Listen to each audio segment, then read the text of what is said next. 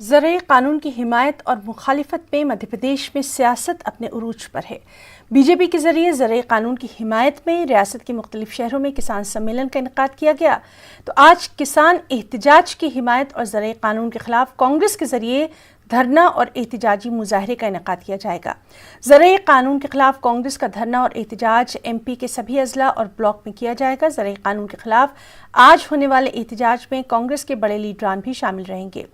ज़राए कानून की मुखालिफत करने पर CM शिवराज सिंह चौहान ने जहां कांग्रेस को तनकीद का निशाना बनाते हुए कहा कि वो लोग भी ज़राए कानून की मुखालिफत कर रहे हैं जिन्हें ये तक नहीं मालूम कि रस गन्ने से निकलता है या फिर मशीन से।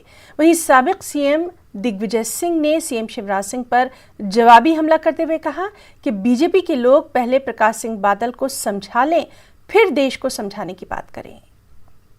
1600 करोड़ रुपया उनके खाते में फिर डालने वाला हूं। अगले महीना फिर किसान कल्याण निधि का पैसा डलेगा। महीना में कम से कम एक बार तो पैसा डालेंगे किसान के खाते में।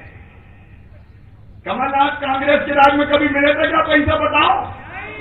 खाते में कभी आते थे? किसान कानून का विरोध करेंगे, क्या खाकर विरोध करोगे?